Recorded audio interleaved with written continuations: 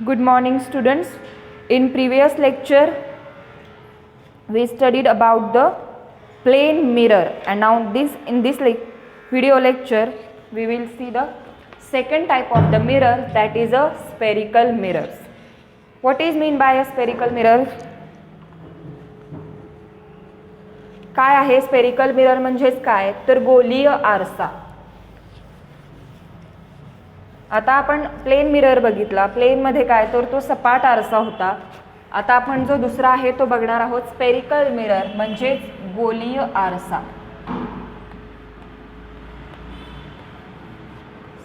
Spherical mirror. So you must have seen the mirror displayed in the laughing chamber in the fair. Your face appears distorted in this mirrors. Why does it happen? तर मगाशी मी सांगितलं की आपण सर्कसच्या अनेक ठिकाणी वेगवेगळ्या प्रकारचे आरसे बघितलेले आहेत. जेव्हा आपण त्या आरशामध्ये बघतो तेव्हा आपल्याला आपले चेहरे असे वेडेवाकडे झालेले दिसतात. तर ते कशामुळे? कारण तेथे ज्या आरशांचा उपयोग केला जातो तो स्पेरिकल मिरर या आरशांचा उपयोग होतो, आणि त्या स्पेरिकल मिररमुळे आपल्याला त्या आरशामध्ये जी आपली प्रतिमा दिसते किंवा जी इमेज दिसते त्यामध्ये आपले चेहरे पूर्णपणे असे आपल्याला वेडेवाकडे झालेले दिसून येतात. So this mirrors are different from the mirrors we have at home. आणि अशा प्रकारचे जे स्पेरिकल्स मिरर आहेत ते आपण घरामध्ये वापरू शकत नाही. So they are curved. The image form by the curve mirrors are different from those form by a plane mirrors. आणि हे कर्व शेपमध्ये असतात, गोल शेपमध्ये असल्यामुळे प्लेन मिररपासून जी आपल्याला इमेज मिळते तशीच सेम इमेज आपल्याला स्पेरिकल मिररपासून मिळेलच असे नाही. So because of this we do not see the familiar images in this mirror. So यामुळेच आपल्याला या आरशामध्ये आपली प्रतिमा कधीच सरळ दिसत नाही. सो या इमेज आपण कशा स्पेरिकल मिरर्स आपण कशामध्ये वापरतो? First the rare view mirrors in a cars.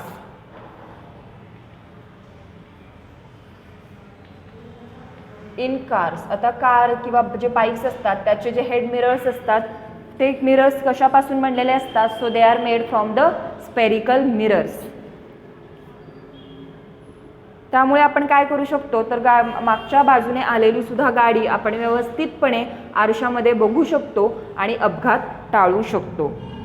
So आता इथे बघा, suppose this is a spherical mirror. Spherical mirror will also consist into two types. First one is a concave and second one is a convex. First one is a concave mirror and second one is a convex mirror. Concave means अंतर्गोलीय आरसा आणि convex means बहिर्गोलीय आरसा. तर बघा मी इथे एक spherical मिररची diagram काढलेली आहे. So if we cut a rubber this into this part. Suppose या मिररचा आपण एवढा भाग जर कट केला आणि तो भाग आपण इथे सेपरेट घेतला तर यामध्ये बघा या भागावर त्याची जी प्रतिमा तयार होईल, या भागातून जी प्रतिमा तयार होईल त्याला आपण बहिर्गोल आरसा असे म्हणतो. कारण ही प्रतिमा बाहेरील बाजूने तयार झालेली आपल्याला दिसून येते त्याला आपण कॉन्व्हेक्स मिरर म्हणजेच बहिर्गोल आरसा असे म्हणतो. आणि याच्या आतील बाजूला म्हणजे सपोज जर ह्या आतल्या बाजूला जर ती प्रतिमा तयार झालेली दिसली तर त्याला आपण अंतर्गोलीय आरसा म्हणजेच कॉन्केव्ह मिरर असे म्हणतो. So if the inner surface of the spherical mirror is a reflecting surface. आणि हा जो स्पेरिकल मिरर आहे याचा जो आतला भाग असतो म्हणजे आतला जो पृष्ठभाग आहे किंवा जो इनर सरफेस आहे हाच काय असतो? It is a reflecting surface. म्हणजे याच्या आतल्या भागावरूनच आपण प्रकाशाचे परावर्तन किंवा लाईटचं रिफ्लेक्शन करू शकतो आणि आपल्याला हवी ती प्रतिमा मिळवू शकतो. हा जो स्पेरिकल मिरर आहे ह्याचा फक्त जो इनर सरफेस आहे तोच रिफ्लेक्टिंग सरफेस असतो. फक्त त्याच्यावरच आपण लाईटचं रिफ्लेक्शन करू शकतो. आउटर भाग जो आहे तो रिफ्लेक्टिंग सरफेस नसतो. फक्त इनर साइड जी आहे ती त्याची रिफ्लेक्टिंग सरफेस असते आणि या इनर साइडवरच आपण लाईटचं रिफ्लेक्शन करू शकतो. So if the if the inner surface of the spherical mirror is a reflecting surface then it is called as a concave mirror.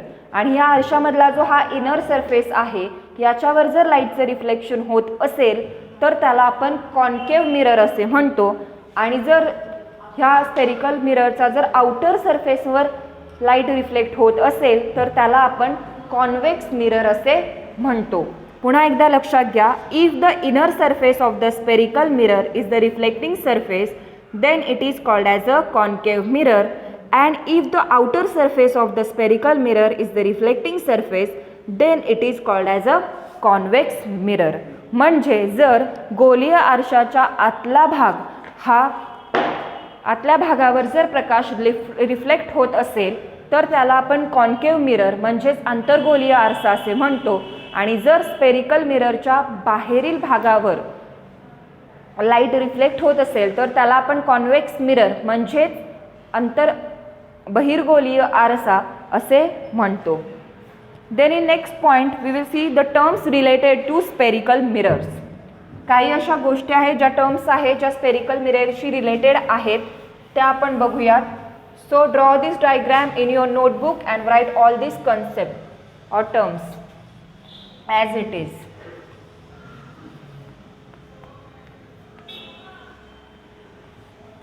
Terms in spherical mirrors.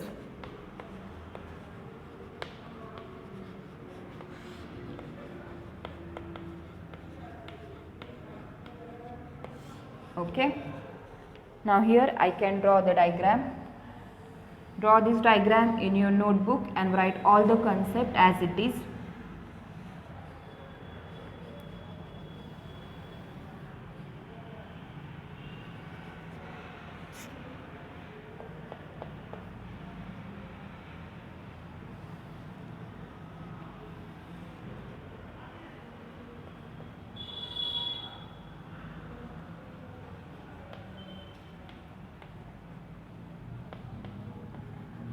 Center of curvature, then this is the P pole of the mirror,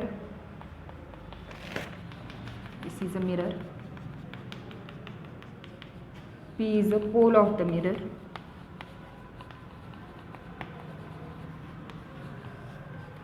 then this point is A, that is a radius curvature. Radius म्हणजेच काय तर त्रिज्या. Here is a C, here is a F. So first one is a first term in this spherical mirror that is a pole. Okay, what is a pole? The center of the mirror surface, it is called as a pole. Okay, the center of the mirror surface, this is the center of the mirror surface and it is known as the pole. Centre म्हणजेच काय तर वर्तुळाचा केंद्र, त्याला आपण काय म्हणतो किंवा मध्य म्हणू शकतो, त्याला आपण पोल असं म्हणतो. So it is the centre of the mirror surface, it is called as a pole. So here center of the mirror, here P is in this diagram, P is the pole or center of the mirror. The next one is the center of curvature. Center of curvature. So what is the center of curvature? The center of the sphere of which the mirror is a part, it is called as the center of curvature. So wait a minute, this is not a principal focus.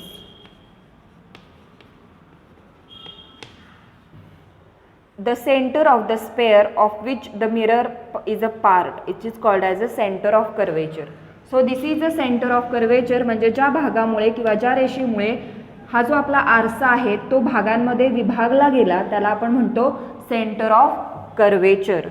So here is the C is the centre of curvature. So आपण इथं बघितलं आहे C हा काय आहे तर centre of curvature.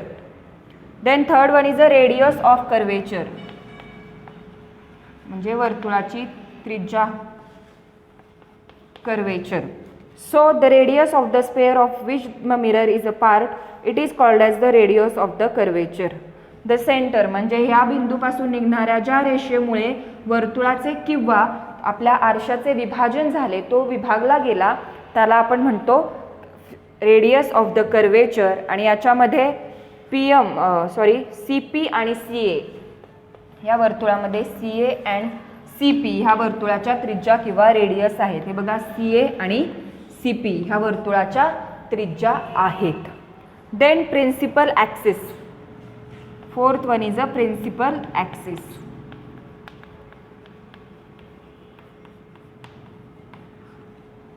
So the straight line passing through the pole and the center of curvature, the mirror is called as a principal axis.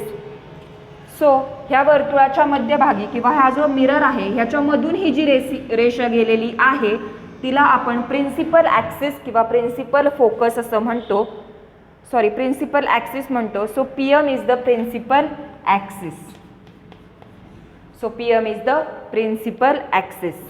Then principal focus. Principal focus. So what is a principal focus?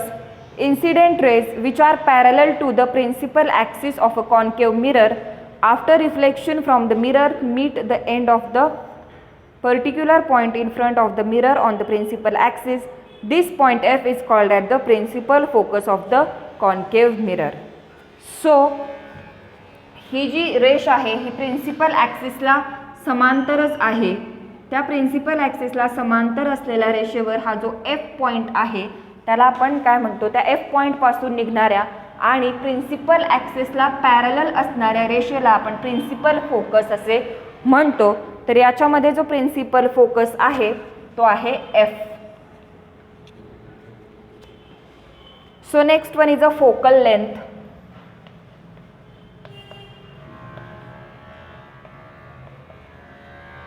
The distance between the pole and the principal focus. हा जो pole आहे, हा pole आणि हा principal focus यांच्यामधला जो distance किंवा जे अंतर आहे त्याला आपण फोकल लेंथ असं म्हणतो. आणि इथं जो फोकल लेंथ आहे तो कोणाच्या मध्ये आहे? So it is between the P and F. P and F मधला जो डिस्टन्स आहे त्याला आपण म्हणणार focal length. And this distance is a half of the radius of the curvature of the mid. आणि हा जो डिस्टन्स आहे हा तो वर्तुळाच्या त्रिज्येच्या अर्धा असतो. तुम्ही इथे बघू शकता, जर CP ही वर्तुळाची रेडियस आहे तर याच्या निम्म्यावर हा फोकल प्रिन्सिपल फोकस असतो आणि त्याच्या आणि ह्या पोलच्या मधला जो डिस्टन्स आहे त्याला आपण फोकल लेंथ असं म्हणतो. आणि तो नेहमी रेडियसच्या निम्मा असतो, हाफ ऑफ द रेडियस आहे असं आपण म्हणू शकतो. So there are some terms related with the spherical mirror. First one is a pole. The center of the mirror surface is also called as a pole. So in this diagram P is the pole of the mirror in the figure. So second one is the center of curvature. The center of the sphere of which the mirror is a part is called as the center of curvature of the mirror, and C is the center of the curvature in the diagram. Next one is the radius of curvature. The radius of the sphere of which the mirror is a part called a radius of curvature, and in this diagram CP and CA are the radius of curvature. Next one is the principal axis. The straight line passing through the pole and the center of curvature of the mirror is called the principal axis, and in this diagram PM is the principal axis of the mirror. Then next one is the principal focus. The point F is also called as a principal focus, and it is a parallel to the principal axis of a concave mirror.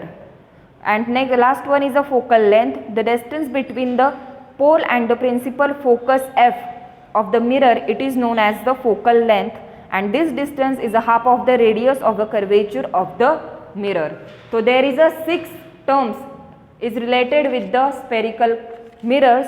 Write all these terms in your notebook and draw this diagram.